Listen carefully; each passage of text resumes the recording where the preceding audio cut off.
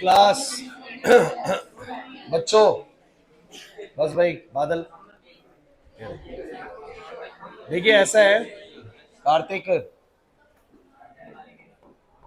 एक चीज आप लोगों को बतानी है न्यूक्लियर चैप्टर से।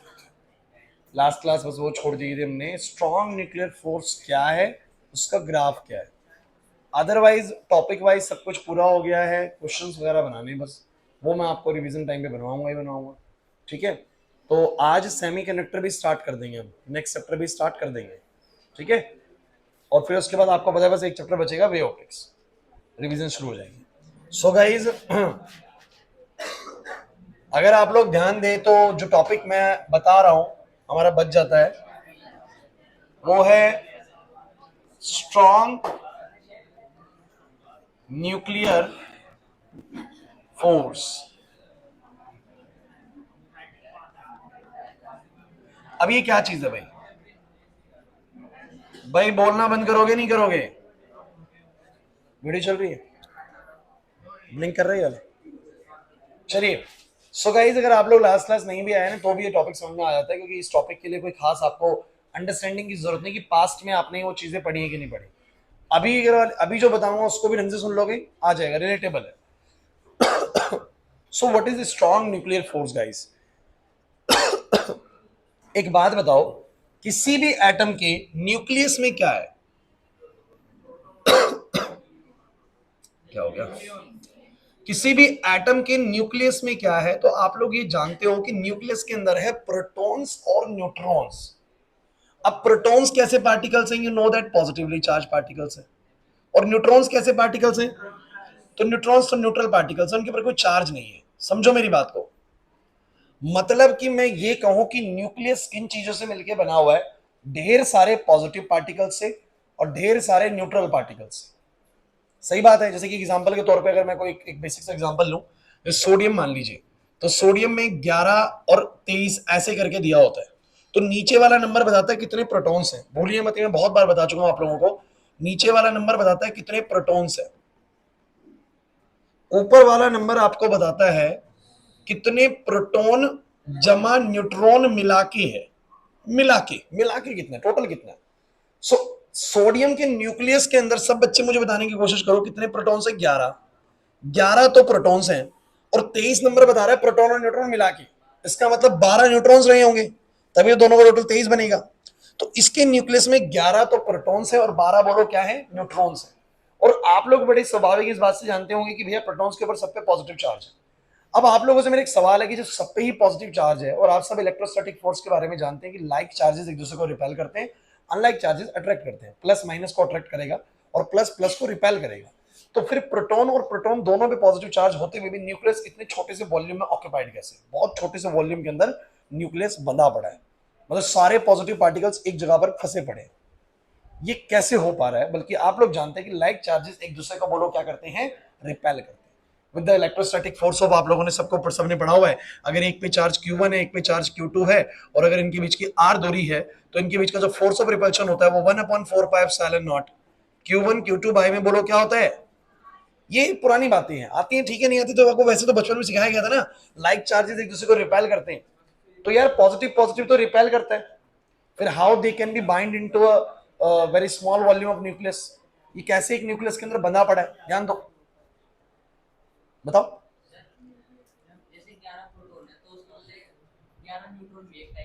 हाँ, नहीं यहाँ इंडक्शन जैसा कुछ भी नहीं होता। हालांकि हालांकि एक चीज होती है, वो न्यूट्रॉन्स कन्वर्ट होते हैं प्रोटॉन वगैरह के अंदर, वो जरूर होता है, बट ऐसा कुछ नहीं है। मेरा बस आपसे एक छोटा सवाल है, एक न्यूक्लियस के अंदर बहुत सारे प्रोटॉन्स हैं, इसका मतलब बहुत सारा पॉजिटिव चार्ज है, और सारे पॉजिटिव पार्टिकल एक दूसरे को लॉजिकली तो रिपेल करने चाहिए विद द इलेक्ट्रोस्टैटिक फोर्स के, अगर हम कंसेप्ट को जानते हैं तो वो एक दूसरे को रिपेल करने चाहिए, बट ये फिर भी एक दूसरे के साथ बंधे पड़े हैं। तो बच्चों जिस फोर्स की वजह से ये बंधे पड़े हैं उस फोर्स का नाम बोलो क्या है? Strong nuclear force. इसी को बोलते हैं the force, the force which the force which binds the proton proton, neutron neutron and proton neutron inside the nucleus is called strong nuclear force. वो वाला फोर्स जिसने न्यूक्लियस के अंदर प्रोटॉन और प्रोटॉन को एक दूसरे से बांध रखा है, न्यूट्रॉन और न्यूट्रॉन को एक दूसरे से बांध रखा है, इस फोर्स को बोलो क्या बोलते हैं, स्ट्रॉन्ग न्यूक्लियर फोर्स। फिर आप कहते हैं कि सिर्फ वहां पर इलेक्ट्रोस्टैटिक फोर्स नहीं लग रहा होता, बच्चों लग रहा होता है। 11th क्लास में ना पहले एक चैप्टर हुआ करता था फिजिकल वर्ल्ड, आप लोगों ने नहीं पढ़ा होगा, आपके टाइम में सिलेबस से काट दिया गया, कुछ ने फिर भी पढ़ लिया तो बात अलग है। तो होता क्या था मैं आपको बताता हूं कि हमारे ना 3 तरह के फोर्स मान के चलिए, जैसे कि मैं यहां पर लिख देता हूं साइड में कहीं पर भी। एक ग्रेविटेशनल फोर्स है, सुन लीजिए मेरी बात, एक मान लो ग्रेविटेशनल फोर्स है, एक मेरे पास इलेक्ट्रोस्टैटिक फोर्स है, और एक मेरे पास स्ट्रॉन्ग न्यूक्लियर फोर्स है, स्ट्रॉन्ग न्यूक्लियर फोर्स।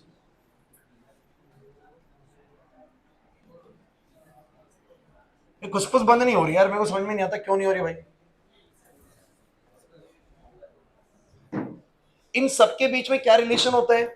अगर ग्रेविटेशनल फोर्स 1 यूनिट का है ना बच्चों, तो इलेक्ट्रोस्टैटिक फोर्स 10 की पावर 36 ताकत रखता है।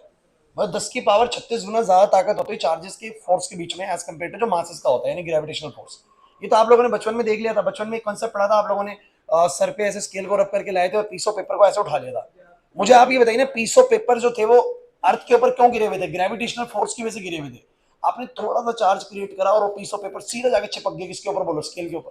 तो मतलब कि इलेक्ट्रोस्टैटिक फोर्स की ताकत बहुत ज्यादा बड़ी है एज कम्पेयर टू, बोलो क्या, ग्रेविटेशनल फोर्स।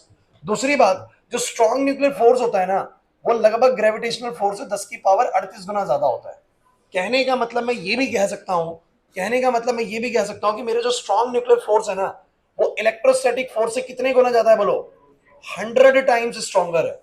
मतलब कि स्ट्रॉन्ग न्यूक्लियर फोर्स की ताकत 100 गुना ज्यादा बड़ी ताकत होती है as compared to electrostatic force की ताकत से। मतलब प्रोटॉन प्रोटॉन के बीच में कोई ये नहीं कहे कि नहीं लग रहा रिपल्शन, लग रहा है। लेकिन रिपल्शन किस फोर्स की वजह से, बोलो, इलेक्ट्रोस्टैटिक फोर्स। और अट्रैक्शन किस फोर्स की वजह से, स्ट्रॉन्ग न्यूक्लियर फोर्स। और स्ट्रॉन्ग न्यूक्लियर फोर्स लगभग कितने गुना ज्यादा स्ट्रॉन्ग है, 100 गुना ज्यादा। तो ये बंधे रहेंगे या अलग हो जाएंगे? बंधे रहेंगे। समझ आया? लेकिन आप लोग कहोगे फिर से रियलिटी में ऐसा क्यों नहीं होता कि पॉजिटिव पॉजिटिव के बीच में स्ट्रॉन्ग न्यूक्लियर फोर्स लग जाए और वो चिपक जाए? हम तो हमेशा पढ़ते हैं पॉजिटिव पॉजिटिव रिपेल कर गया, आप कह रहे हैं यहाँ पर अट्रैक्ट कर गया, स्ट्रॉन्ग न्यूक्लियर फोर्स यहाँ पर ज्यादा ताकतवर है। तो वहां क्यों नहीं लगता स्ट्रॉन्ग न्यूक्लियर फोर्स, जब मैं ऐसे एक चार्ज को यहाँ पर पकड़ के बैठा, एक चार्ज को यहाँ पर पकड़ के बैठा हूं? तो इसका मैं आंसर अभी आपको दे देता हूं। स्ट्रॉन्ग न्यूक्लियर फोर्स ना बच्चों एक्ट ही तब करना शुरू करता है जब पार्टिकल्स के बीच की दूरी जो होती है ना, वो फर्मीज में आ जाए। किसमें आ जाए, बोलो? फर्मीज क्या होती है? अगर मैं बात करूं एक फर्मी की, तो एक फर्मी होता है 10 की पावर -15 मीटर। एंड 10 की पावर -15 मीटर का मतलब क्या है? अरे 1 में 10 की पावर 15 यार, यानी 0.0000000, बहुत छोटा। मतलब कि ये है कि स्ट्रॉन्ग न्यूक्लियर फोर्स कभी ऐसे नॉर्मली एक्ट नहीं करेगा कि मैंने यहाँ प्लस दिया, यहाँ प्लस दिया, अट्रैक्ट करने लग गया। हमेशा रिपेल करेंगे। इलेक्ट्रोस्टैटिक फोर्स हमेशा ऐसे रिपेल करेगा। स्ट्रॉन्ग न्यूक्लियर फोर्स एक्शन में ही तब आता है जब पार्टिकल्स लगभग कितनी नजदीक आ जाते हैं, फर्मीज में। जब ये इतना नजदीक आ जाते हैं ना कि इनकी दूरी इतनी ही करीब हो जाए, बहुत नजदीक आ जाए, तब ये इनके बीच में कौन सा फोर्स एक्ट करना स्टार्ट करता है, स्ट्रॉन्ग न्यूक्लियर फोर्स। कौन सा बोला? इसलिए कहा गया कि स्ट्रॉन्ग न्यूक्लियर फोर्स बड़ा ही शॉर्ट रेंज फोर्स है, बड़ा ही शॉर्ट रेंज फोर्स है। मतलब कि बहुत थोड़ी ही रेंज में काम करता है, उससे ज्यादा दूर होते के साथ ही ये काम करना क्या कर देता है, बोलो, बंद कर देता है। समझेंगे मेरी बात को? इसलिए कभी भी आपको रियल सिचुएशंस के अंदर ना, कभी भी आपको लाइक चार्जेस अट्रैक्ट करते नजर नहीं आए। क्यों नहीं आए? क्योंकि दूरी ही इतनी ज्यादा है कि वहां पर स्ट्रॉन्ग न्यूक्लियर फोर्स काम नहीं करता। स्ट्रॉन्ग न्यूक्लियर फोर्स बहुत ही शॉर्ट रेंज फोर्स है, बहुत ही शॉर्ट रेंज फोर्स है। तो पहली बात तो दोबारा समझने की कोशिश करते हैं कि what is strong nuclear force. समझ आता क्या होता है स्ट्रॉन्ग न्यूक्लियर फोर्स? तो एक न्यूक्लियस में प्रोटॉन्स को प्रोटॉन्स से बांध के रखे हुए जो ताकत है, जिस फोर्स ने इनको बांधा हुआ है, वो बोलो कौन सा फोर्स है, बोलो स्ट्रॉन्ग न्यूक्लियर फोर्स। क्योंकि आप लोग जानते हैं लाइक चार्जेस तो रिपेल करने चाहिए, बट ये तो बंधे हुए हैं, इसका मतलब किसी ताकत ने इनको बांध रखा है। वो ताकत कौन सी है, बोलो strong nuclear force, which is almost 100 times stronger than the electrostatic force. Clear हुआ कि नहीं हुआ? पक्की बात है? तनिष बात समझ आ गई? अब इस बात को आगे बढ़ाते हैं। आगे बढ़ाने का तरीका यह है कि मैं इसका ग्राफ तुम्हें सिखाता हूं, बड़ा इंपॉर्टेंट। बच्चों ये ग्राफ आता है एग्जाम में, इसको लिख लीजिए, बिल्कुल मोस्ट मोस्ट इंपॉर्टेंट। भाई मैं आपको बार बार बोल रहा हूं, ये ग्राफ बहुत ज्यादा आया हुआ है एग्जाम के अंदर, आपके एग्जाम में भी आएगा। क्या ग्राफ है दिखाते हैं आपको। अरे यार, यहां वाले पॉइंट पर है पोटेंशियल एनर्जी,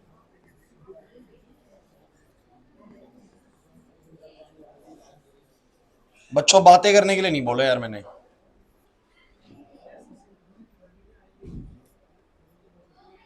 ये पॉजिटिव होती चली जाएगी,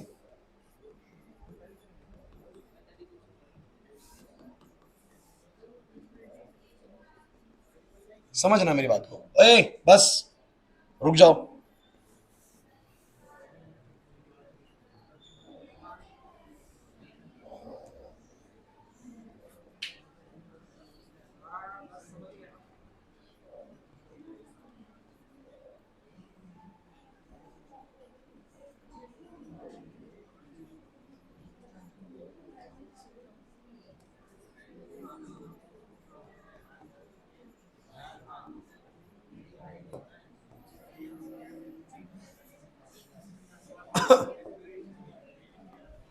क्लास,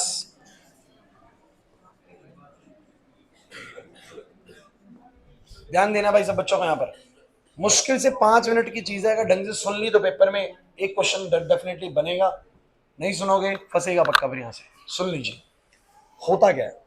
ये मैंने जो बनाया है ना, ये क्या बताना चाह रहा है, ये तो बताना चाह रहा है सेपरेशन बिटवीन न्यूक्लियॉन्स। न्यूक्लियॉन्स क्या है, जो न्यूक्लियस के पार्टिकल उनके बीच की दूरी कितनी है। जैसे कभी दूरी 3 फर्मी है, 3 फर्मी समझ रहे हो, 3 × इंटू में 10⁻⁻15 मीटर, यानी 0.0000000 करके 3 कर दो। फिर 2 फर्मी मतलब कम कर दी, 1 फर्मी मतलब और कम कर दी, 0.5 फर्मी मतलब और कम कर दी।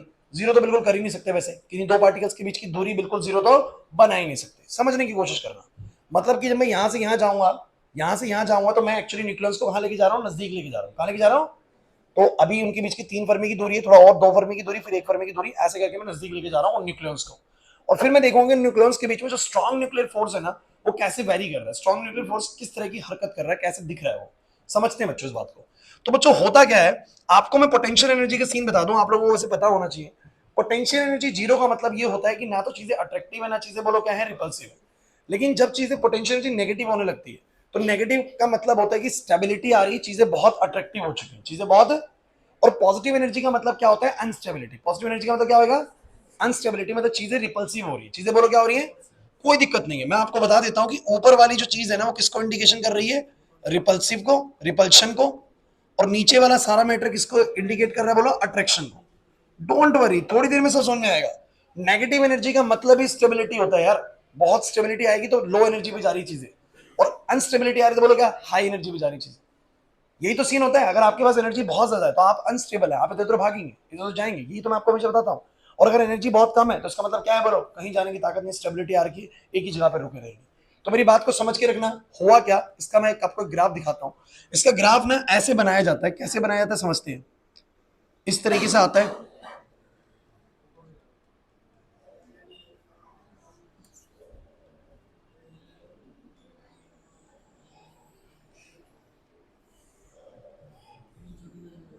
ऐसे कुछ, ऐसे कुछ ग्राफ बनाना है एग्जाम के अंदर। अब ये क्या बताता है वो समझाता हूं। देखिए जैसे जैसे मैं न्यूक्लियॉन्स के बीच की दूरी कम कर रहा हूं, उनके बीच में अट्रैक्शन क्या होती जा रही है, बढ़ती जा रही है। क्योंकि स्ट्रॉन्ग न्यूक्लियर फोर्स जो होता है, मैंने बोला कि वो तब ज्यादा एक्टिव होता है जब दूरी बड़ी क्या होती है, कम होती है। अगर ज्यादा दूर रखोगे तो स्ट्रॉन्ग न्यूक्लियर फोर्स काम नहीं करता। तब कौन सा फोर्स काम करता है, बोलो इलेक्ट्रोस्टैटिक फोर्स, और वो दूर भागते हैं। लेकिन मान लीजिए कि किसी तरीके से जब ये न्यूक्लियस इस दुनिया में पहली बार बने होंगे, तो कहीं से ऐसी एनर्जी होगी इनके पास कि ये क्या हुआ, ऐसे करीब आए करीब आए करीब आए करीब आए, और जब इनकी दूरी 3 फर्मी से भी क्या होगी, कम होगी। मेरे पास कुछ चीजें नहीं है क्या, ये रही ना, है क्या बोल रहे हो।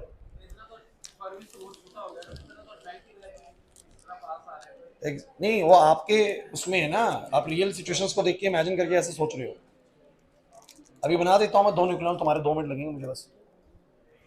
तो मान लीजिए, अरे 2 न्यूक्लियस नजदीक आ रहे हैं। इस ग्राफ को आप तो खुद भी समझने की कोशिश करिए ना, मैं तो बताऊंगा ही। लेकिन तुम्हारा दिमाग क्या कह रहा है कि सर वो 2 न्यूक्लियस नजदीक आ रहे हैं, बातें नहीं यार प्लीज। वो 2 न्यूक्लियस नजदीक आ रहे हैं, जब तक 3 फर्मीज की दूरी थी या उससे ज्यादा थी, तब तक जीरो की लाइन पे टच कर रहा था। मतलब कि ना तो अट्रैक्टिव था, ना बोलो क्या था, स्ट्रॉन्ग न्यूक्लियर फोर्स का कोई हरकत नहीं थी। ग्राफ स्ट्रॉन्ग न्यूक्लियर फोर्स के लिए वो कुछ नहीं कर रहा था।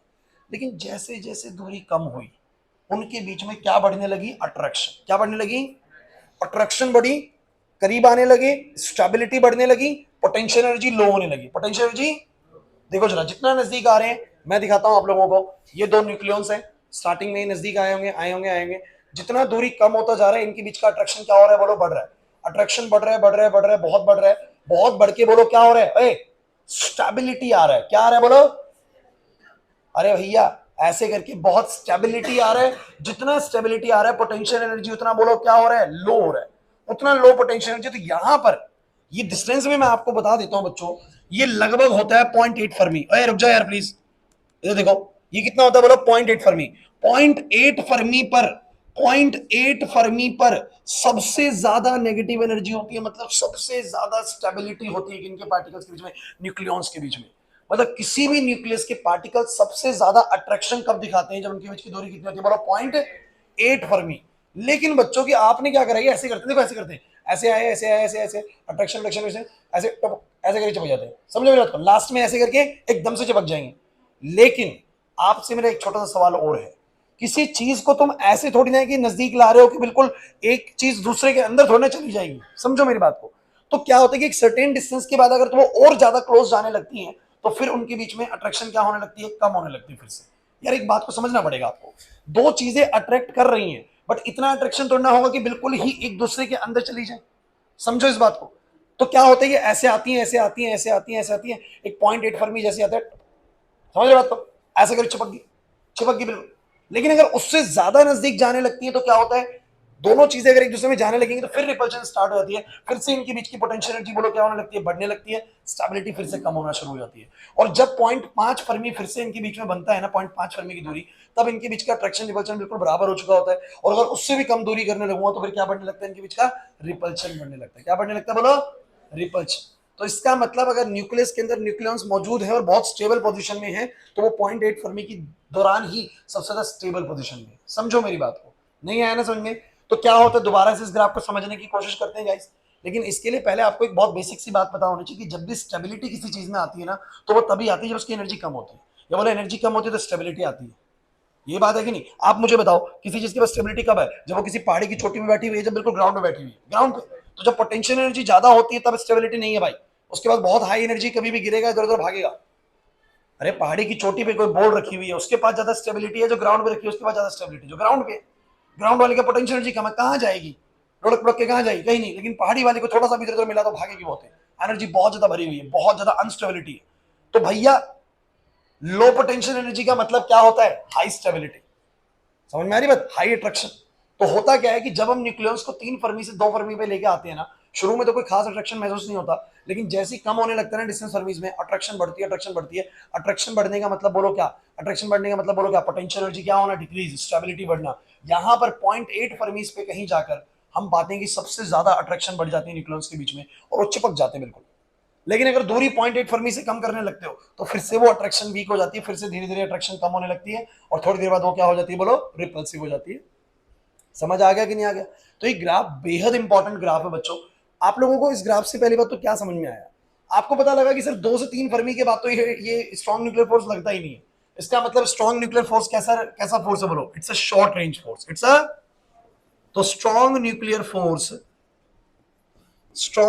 Force is a short ranged force.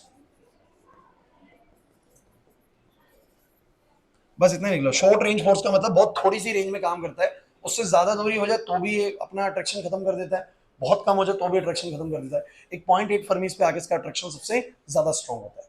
Clear हुआ या बिल्कुल सर के ऊपर से गया, ये बताओ फटाफट से, आ गया समझ में। अट्रैक्टिव होता है, आप बोल सकते हैं रिपल्सिव भी हो सकता है सर्टेन स्ट्रेंथ के बाद, तो अट्रैक्टिव रिपल्सिव दोनों तरह का नेचर दिखा सकता है। हालांकि स्ट्रॉन्ग बहुत ज्यादा है ये। अच्छा एक बात मुझे बताओ, कोई तुमसे ये पूछे कि जब ये 0.8 फर्मी की दूरी थी उस समय स्ट्रॉन्ग न्यूक्लियर फोर्स बड़ा अट्रैक्टिव था, क्या उस समय इलेक्ट्रोस्टैटिक नहीं लग रहा था, लग रहा था, कोई मना नहीं करेगा। 1 मार्क क्वेश्चन बन सकता है कि क्या जब न्यूक्लियस के बीच की दूरी 0.8 फर्मीज होती है क्या उस समय इलेक्ट्रोस्टैटिक फोर्स नहीं लग रहा होता, तो लग रहा होता भाई। उसका ग्राफ अगर मैं बना के दिखाऊं, अभी तो है नहीं, लेकिन उसका ग्राफ ऊपर बनता है, वो रिपल्सिव रहता है हमेशा। तो उसका ग्राफ रिपल्सिव वाली साइड में बनेगा, इसका बोलो कहां पर बनेगा, कभी अट्रैक्टिव में और बाद में क्या हो जाता है बोलो रिपल्सिव। उसका ग्राफ ऊपर बनता है लेकिन आपके सिलेबस में नहीं, इसे बनाएंगे नहीं। तो वो भी मौजूद होता है 0.8 फर्मी पे, वो भी मौजूद होता है, लेकिन वो किस नेचर का होता है बोलो, रिपल्सिव, और ये किस नेचर का होता है बोलो, अट्रैक्टिव। लेकिन कौन सा वाले की ताकत ज्यादा है बोलो, स्ट्रॉन्ग न्यूक्लियर, इसलिए वो अट्रैक्शन में ही रहते हैं, रिपल्शन में नहीं रहते 0.8 फर्मीज पे। क्लियर हुआ या नहीं हुआ। जैसे ही स्ट्रॉन्ग न्यूक्लियर फोर्स अपने एक्शन में आता है ना तो ग्रेविटेशनल फोर्स की, इलेक्ट्रोस्टैटिक फोर्स की कोई औकात नहीं है भाई, समझ लो। क्योंकि ये जैसे एक्शन में आया इसकी 100 टाइम्स ज्यादा स्ट्रेंथ है as compared to gravitational force, तो फिर रिपल्शन का कोई सोचना ही नहीं है। तो इसीलिए जितने भी न्यूक्लियस बने हुए हैं, आप एक बात क्लियर कर लीजिए अपने दिमाग में, जितने भी न्यूक्लियस बने हुए हैं सभी के न्यूक्लियस के बीच का जो दूरी है वो किसमें होता है बोलो, फर्मीज में होता है। तभी तो उनके बीच में स्ट्रॉन्ग न्यूक्लियर फोर्स काम कर पाएगा। क्लियर हो रहा है कि नहीं हो रहा? फर्मी से ज्यादा होते हैं उनके बीच का स्ट्रॉन्ग न्यूक्लियर फोर्स काम नहीं करेगा, फिर तो इलेक्ट्रोस्टैटिक फोर्स काम कर जाएगा, वो बिखर जाने चाहिए थे। इसलिए जितने भी न्यूक्लियस बंधे हुए हैं वो कितने की दूरी में बंधे हुए हैं बोलो, फर्मीज में ही बंधे हुए, मतलब इतनी दूरी है कि मान के चलो कि इतनी इतनी दूरी पे बैठे हुए सारे पार्टिकल्स। क्लियर हुआ या नहीं हुआ? पक्का? So this is all about the nuclear chapter guys. ये लास्ट टॉपिक रह रहा था, मेरे को लगता है आप लोगों को समझ में आ गया होगा, या कोई डाउट है आप लोगों को इसमें? पक्की बात है, फिनिश करा जाए इसको, आगे बढ़े। चलो इसी में शुरू कर लेते, कोई दिक्कत नहीं। आओ कर लेते हैं इसी में।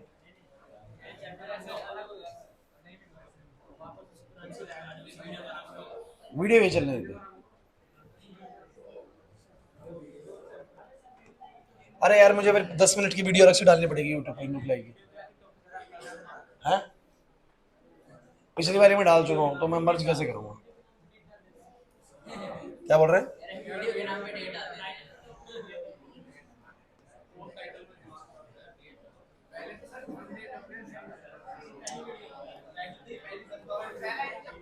अरे यार पता है भाई, देखो जो बाकी लोग टीम डालते हैं ना, उनके पास एक प्रॉपर टीम होती है। यहाँ अकेला टीम मैं ही हूँ, मैं कितने काम करूँ, मेरी कोई टीम नहीं है अभी। क्या पता कुछ साल बाद बन जाए। चलो ये देखो, सही अच्छे बोर्ड पे भाई। तो इसके साथ न्यूक्लियर चैप्टर खत्म होता है। एक टॉपिक बचा हुआ था वो मैंने आपको करवा दिया है। So now come to the next chapter, this is semiconductor.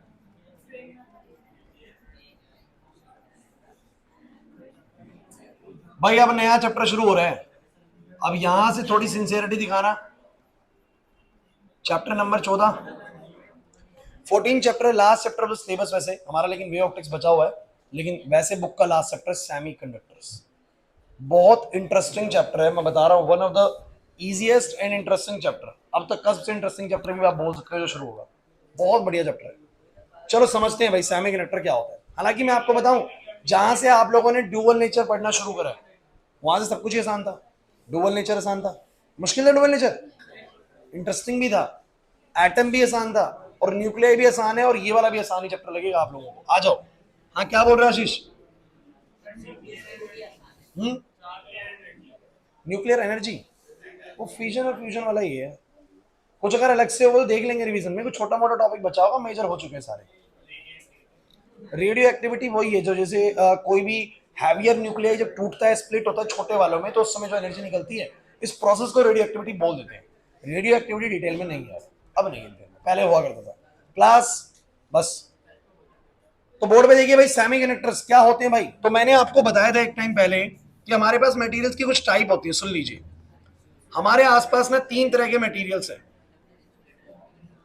एक होते हैं बच्चों कंडक्टर्स, एक होते हैं बच्चों सेमीकंडक्टर्स,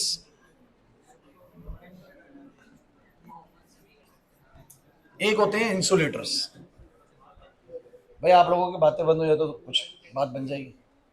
और मैं आपको एक बात और बता रहा हूँ, सेमीकंडक्टर बेसिक से नहीं समझाना है, आगे नहीं आएगा समझ में। पहली क्लास तो छूट गई तो अगली तो तुम देखना बिल्कुल समझ में नहीं आएगा। इसे ढंग से सुनो, इंटरेस्टिंग है, आएगा 100% समझ में अगर ध्यान से सुनोगे तो। सो गाइस 3 तरह के मटेरियल्स हमारे आसपास होते हैं, कंडक्टर्स, सेमीकंडक्टर्स और इंसुलेटर्स। अब आपको पता है कंडक्टर्स आप लोग बोलते हैं जो कि इलेक्ट्रिसिटी कंडक्ट कर पाते हैं। सेमीकंडक्टर्स थोड़े से इंसुलेटर और सेमी कंडक्टर्स के बीच में आते हैं, और इंसुलेटर्स आपको पता है कंडक्टिविटी शो नहीं करते। लेकिन मेन मुद्दा है कि ऐसा क्यों नहीं करते, ऐसा क्या रीजन है। तो मैंने ये बातें आपको समझाई हैं। जैसे कि मान लो मेरे पास ये कॉपर वायर है, अरे रुक जाओ, मेरे पास ये कॉपर वायर है, समझना, ये मेरे पास एक कॉपर वायर है, you know that it's a conductor. रुक जाओ भाई सचिन, ये एक कंडक्टर है, आप लोग जानते हैं, क्योंकि आप लोगों के घर में जितनी वायरिंग बिछी पड़ी है सब कॉपर वायर होगी, एल्यूमिनियम वायर होगी, ऐसी वायर है। अब सुनिएगा, ये कॉपर वायर कंडक्टर क्यों, इसके पीछे कॉन्सेप्ट क्या है ये समझते हैं। ये बात हमने पहले पढ़ी हुई है लेकिन दोबारा पढ़नी पड़ेगी बच्चों। सो इसके अंदर बहुत सारे आइटम्स हैं, इसके अंदर बहुत सारे आइटम्स हैं, ऐसे कॉपर के आइटम्स होंगे, कॉपर के आइटम्स होंगे, और इस कॉपर के एटम्स के अंदर इन सबके पास बोलो अपने क्या होंगे, इलेक्ट्रॉन्स भी होंगे। अरे होंगे कि नहीं होंगे? कॉपर का एटॉमिक नंबर कितना है? अगर कॉपर का एटॉमिक नंबर 29 है तो इसका मतलब उसके पास, हर कॉपर के एटम के पास 29 इलेक्ट्रॉन्स भी है। और आप लोग जानते हैं केमिस्ट्री इतनी आप लोगों ने पढ़ी हुई है कि हर एटम की अपने इलेक्ट्रॉन्स को पकड़ने की जो स्ट्रेंथ होती है वो अलग अलग होती है। कोई थोड़ा टाइटली होल्ड करके बैठा है और कोई थोड़ा सा लूजली होल्ड करके बैठा है। मतलब कोई तो अपने इलेक्ट्रॉन्स को थोड़ा जल्दी फ्री कर देगा और कोई उतनी जल्दी फ्री करने वाला, जैसे नॉन मेटल्स होते हैं इतनी आसानी से अपने इलेक्ट्रॉन्स को फ्री नहीं करते, but on the other hand metals जो होते हैं वो अपने इलेक्ट्रॉन्स को फ्री कर देते हैं। तो भाई होता क्या है कि ये रूम टेम्परेचर की अगर मैं बात करूं, रूम टेम्परेचर मतलब मान के चलो कि 27 डिग्री सेल्सियस या फिर 300 केल्विन टेम्परेचर। तो ऑब्वियस सी बात है कि इतने टेम्परेचर पर कुछ ना कुछ तो थर्मल एनर्जी होती होगी, कुछ ना कुछ तो थर्मल एनर्जी मतलब कि कुछ ना कुछ तो गर्मी होती होगी भाई। और इस हीट की वजह से आप लोगों को पता होना चाहिए कि अगर किसी भी चीज को किसी ने बाउंड कर रखा है, यार ऑब्वियस सी बात है कि किसी एटम ने अपने इलेक्ट्रॉन को बाउंड कर रखा है। क्यों बाउंड कर रखा है? क्योंकि न्यूक्लियस पॉजिटिवली चार्ज होता है, इलेक्ट्रॉन को पकड़ के बैठा हुआ है। लेकिन कोई भी चीज अगर बाउंड है, निष्का ने कॉपी पकड़ रखी है, बाउंड कर रखी है, तो मैं कुछ ताकत लगा के तो इसको छीन सकता हूं ना। तो कोई भी बाउंड वाली चीज कुछ एनर्जी लगाने के बाद बोलो क्या हो सकती है? फ्री हो सकती है। तो होता क्या है कि अगर इस इलेक्ट्रॉन को एनर्जी मिले, बहुत पहले ही बताई जा चुकी है, अगर किसी भी बाउंडेड इलेक्ट्रॉन को एनर्जी मिले तो देखो जरा, पहले वो ऐसे घूम रहा है, देखना, पहले वो ऐसे घूम रहा है, सब बच्चे देखना, ऐसे घूम रहा है। अब एनर्जी मिलेगी और तेज, ओहो गड़बड़ हो गया, ऐसे एनर्जी मिली मिली मिली मिली मिली मिली, निकल जाएगा। एक सर्टेन टाइम के बाद क्या हो जाएगा? फ्री हो जाएगा। सो मेरे को एक बात पता है कि every electron of the atom is bound to the nucleus but with the different strength. मत बोलो यार, अलग अलग स्ट्रेंथ से इलेक्ट्रॉन्स अपने न्यूक्लियस से बाउंड है। बोलो एग्री करते हो कि नहीं करते?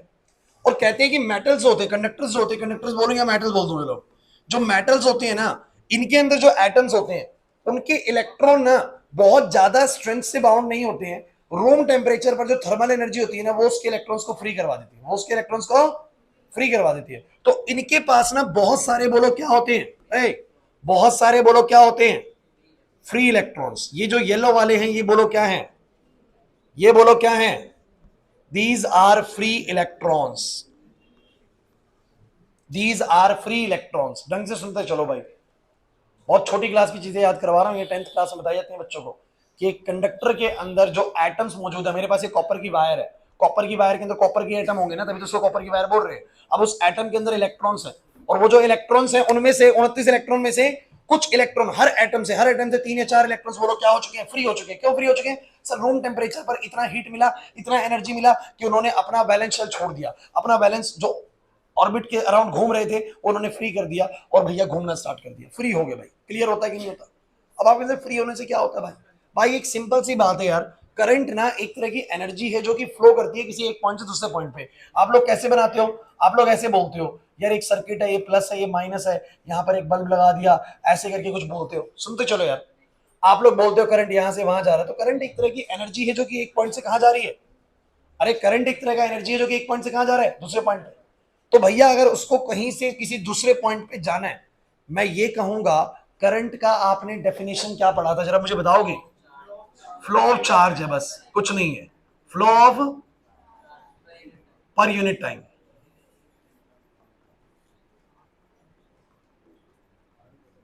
जब भी कोई चीज फ्लो करती है ना, जब भी कोई चीज फ्लो करती है तो बोलो क्या होता है? कोई ना कोई एनर्जी बनता है। आप लोगों को मैंने एग्जांपल दिया, पानी फ्लो करता है एनर्जी बनता है, बनता है। आप लोग यहां से बहुत सारे बच्चे भागते हुए जाओ, एनर्जी बनेगा, बनेगा। तो वैसे ही जब इलेक्ट्रॉन्स फ्लो करते हैं तो क्या बनती है? एनर्जी। उस एनर्जी को बोलो क्या बोल दिया गया? करंट बोल दिया गया। तो जब भी चार्ज फ्लो करेगा बोलो हम क्या बोलेंगे? जब भी चार्ज फ्लो करेगा तो जो एनर्जी बनेगी उसको बोलो हमने क्या बोल दिया भाई? करंट बोल दिया। क्या बोल दिया? करंट। अब आप लोग समझिए कि ये जो मेरे पास कंडक्टर है ना, इस कंडक्टर के पास फ्री इलेक्ट्रॉन्स हैं। इस कंडक्टर के पास ये फ्री इलेक्ट्रॉन्स है फ्लो करने के लिए।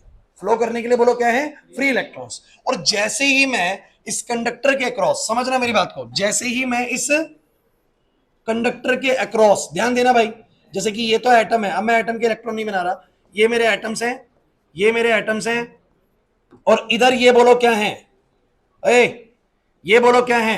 Free electron. इस एटम के अक्रॉस जैसे ही तुम कोई पोटेंशियल लगाते हो, पोटेंशियल कैसे? अरे जैसे कि ये कंडक्टर है और तुमने इस कंडक्टर के एक एंड पे लगा दिया पॉजिटिव और एक एंड पे क्या लगा दिया, पोटेंशियल का डिफरेंस। कुछ नहीं करना, एक एंड को कर दिया पॉजिटिव, एक एंड को कर दिया नेगेटिव। मान लो इस एंड को कर दिया पॉजिटिव, इसको कर दिया नेगेटिव, इसको कर दिया पॉजिटिव, जैसे उधर बना रखा है। अरे एक वायर के एक कोने को तुमने पॉजिटिव चार्ज कर दिया और एक कोने को बोलो क्या कर दिया, एक को हाई पोटेंशियल एक को लो पोटेंशियल।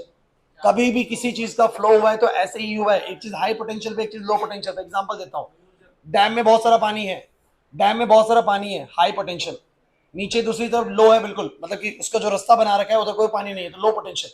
जैसे ही डैम को रास्ता मिलेगा पानी बहुत तेजी से फ्लो करेगा। दूसरा एग्जांपल, एक जगह पर बहुत सारी चीज तुमने इकट्ठी कर दी है, दूसरी जगह पे नहीं है, तो ये हाई पोटेंशियल पे, दूसरी चीज लो पोटेंशियल पे, तो फ्लो करता हुआ उधर ही जाएगा, हाई से लो की तरफ। तो आपने कभी भी किसी चीज का फ्लो सिर्फ तब पाया जब एक एंड हाई पोटेंशियल पे, एक एंड, तो तुमने एक एंड को हाईली पॉजिटिवली चार्ज कर दिया, एक एंड को हाईली नेगेटिव। अब तुम कंडक्टर के अंदर बताओ क्या होगा, कंडक्टर के अंदर बताओ क्या होगा। ये जो फ्री इलेक्ट्रॉन्स हैं, ये जो फ्री इलेक्ट्रॉन्स हैं, इलेक्ट्रॉन्स किस तरह के चार्ज होते हैं, नेगेटिवली चार्ज। मुझे बताओ किस तरह भागेंगे, नेगेटिव की तरफ या पॉजिटिव की तरफ। तो ये कैसे भागते हैं, याद करो, याद करो कैसे भागते हैं। ये कैसे भागते हैं जरा बताना। ये ऐसे भागेगा, फिर इधर भागेगा, फिर इधर भागेगा, ऐसे ऐसे टकरा टकरा के रास्ता बनाता हुआ भागेगा। क्या फ्री रास्ता है क्या उसका? क्या उसका इलेक्ट्रॉन का चलने का रास्ता बड़ा स्मूथ है क्या? नहीं सर, उसके अंदर बहुत सारे एटम्स हैं और इलेक्ट्रॉन को अगर फ्लो करते हुए जाना है इस वायर के थ्रू, इस वायर के थ्रू इलेक्ट्रॉन्स को ऐसे फ्लो करते हुए जाना है। क्यों जाना है? अरे क्योंकि सर एक एंड पॉजिटिव होगा तो यहाँ के इलेक्ट्रॉन्स से भागते हुए जाएंगे, भागते हुए जाएंगे, रास्ता ढूंढते ढूंढते ढूंढते ढूंढते ढूंढते पॉजिटिव के पास आएंगे। तो इलेक्ट्रॉन्स जब फ्लो करेंगे तो पहली बात, फ्लो करने से बोलो क्या बनेगा, करंट। सारी बातों को ध्यान दो, क्यों बता रहा हूं तुम्हें करंट वाली चीजें दोबारा, क्योंकि इसमें इस्तेमाल होने वाली है। तो मैंने बोला कि जैसे ही तुम किसी भी वायर के अक्रॉस क्या लगाते हो, पोटेंशियल का डिफरेंस, मतलब एक एंड उसका क्या करते हो, बोलो प्लस का, एक एंड क्या करते हो, ये पूरी वायर है और इस वायर के अंदर क्या है, थोड़ा इमेजिनेशन बढ़िया करो अपना। इस वायर के अंदर बोलो क्या है, कॉपर के एटम्स, और कॉपर के एटम्स ने अपने इलेक्ट्रॉन्स को बोलो क्या कर रखा है, फ्री। तो बहुत सारे बोलो क्या मौजूद है, फ्री इलेक्ट्रॉन्स। जैसे ही तुम इस एक वायर का एंड प्लस का करोगे, एक वायर का एंड बोलो क्या करोगे, माइनस का।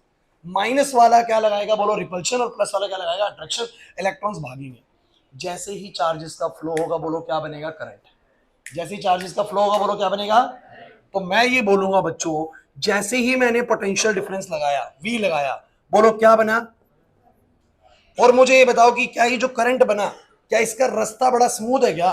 रास्ते में बहुत सी रुकावट है, बार बार टकरा के रास्ता बनाते हुए जाना, बीच बीच में मोटे मोटे एटम बैठे हुए, जैसे कि आप सब बैठे हुए और मुझे रास्ता बना बना के जाना है। तो मैं इलेक्ट्रॉन की तरह हूं और मुझे रास्ता बना बना के जाना है। तो भैया आप सब मेरे रेजिस्टेंस है, आप सब मेरे लिए बोलो क्या है। तो ये जो बीच में बैठे हुए ये सब बोलो क्या है, रेजिस्टेंस। मुझे इन तीन बातों पे आप लोग ओके कर दो, मैं आगे बढ़ूंगा। क्या तीन बातें? आप लोग पोटेंशियल डिफरेंस लगाएंगे, जैसे ही आप पोटेंशियल डिफरेंस लगाएंगे मतलब एक प्लस और एक माइनस, तो सारे इलेक्ट्रॉन्स एक तरफ भागना स्टार्ट कर देंगे, जिससे एक एनर्जी पैदा होगी जब फ्लो करेंगे तो, करंट। और क्या ये फ्लो जो होगा क्या वो बड़ा स्मूथ फ्लो है? नहीं सर, बीच में रास्ते में रुकावट है, इसी को बोलो क्या बोलते हैं, रेजिस्टेंस। तो जो आप बोलते हैं ना कंडक्टर का रेजिस्टेंस है, रेजिस्टेंस यही होता है कि जो बीच में एटम्स को रोकेंगे ना, ये उसका रेजिस्टेंस है। क्लियर हुआ है नहीं हुआ? पक्की बात है। अब दूसरी बात समझिए, ऐसा क्या होता है इंसुलेटर में कि ये करंट नहीं बना पाते। देखिए इंसुलेटर की सिचुएशन थोड़ी सी ऐसी है कि इसके अंदर जो एटम है ना बच्चों, इसके अंदर जो एटम है, इलेक्ट्रॉन उसके पास भी है। अरे यार मान लो कि कार्बन की चीज है, ओए ये कार्बन है, लकड़ी की चीज है, तो क्या कार्बन के एटम के पास इलेक्ट्रॉन नहीं होते क्या? कार्बन के एटम में इलेक्ट्रॉन नहीं होते क्या? होते हैं। बट उसने अपने इलेक्ट्रॉन्स को इतना टाइटली बाउंड कर रखा होता है कि रूम टेम्परेचर पे इतना एनर्जी ही नहीं मिल पाता कि ये जो बाउंड इलेक्ट्रॉन है वो फ्री हो जाए। समझो मेरी बात को, फ्री होना बहुत जरूरी है, क्योंकि इलेक्ट्रॉन फ्री होंगे तभी तो प्लस के पोटेंशियल लगाने पर वो भागेंगे भाई, और भागेंगे तो करंट बनेगा। Flow of electron is the current. तो भाई इनके पास फ्री इलेक्ट्रॉन ही नहीं है। क्यों नहीं है? कोई बच्चा कहता है सर उसके पास है इसके पास क्यों नहीं है। अरे भैया ये जॉब तो केमिस्ट्री में मिलेगा आप लोगों को जाके। केमिस्ट्री साफ कहती है कि किसी के वैलेंस इलेक्ट्रॉन अपने न्यूक्लियस से टाइटली बाउंड है, किसी के उतने टाइटली बाउंड नहीं है। तो कोई अपने इलेक्ट्रॉन्स को रूम टेम्परेचर पे फ्री कर देगा और कोई नहीं कर पाएगा। अरे मतलब किसी के बाउंड है किसी के नहीं है, मैं ये कहना चाह रहा हूं। तो आप लोग क्या बोलोगे, at room temperature, at room temperature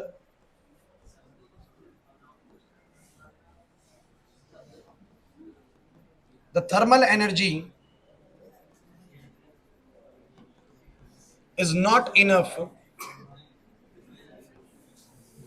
to free electrons in insulators.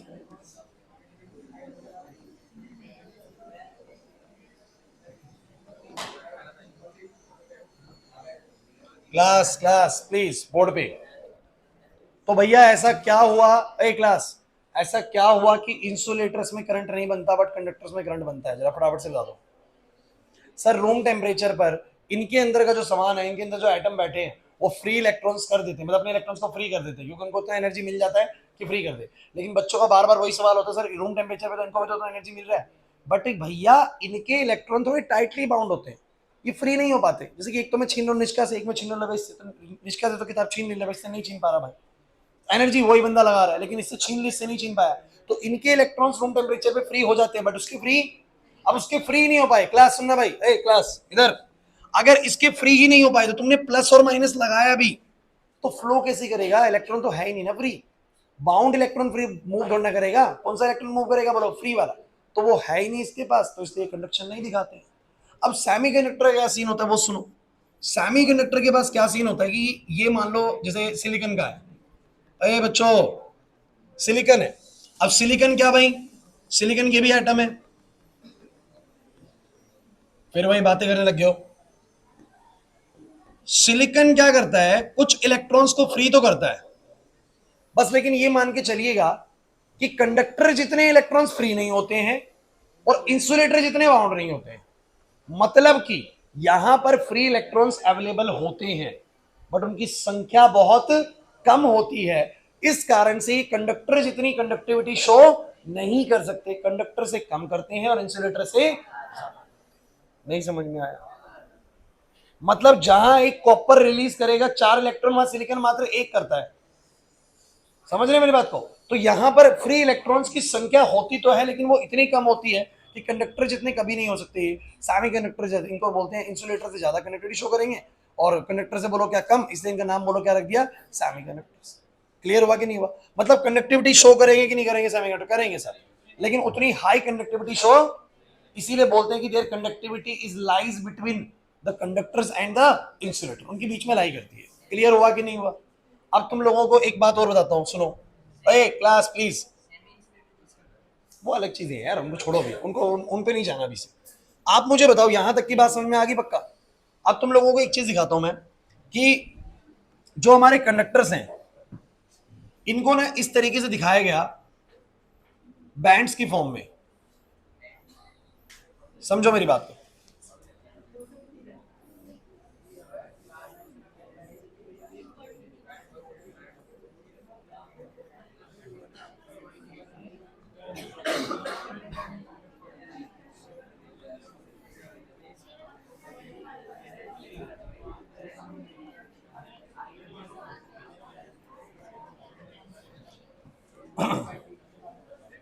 चलो भाई आ जाओ, पहले इसको देखते हैं।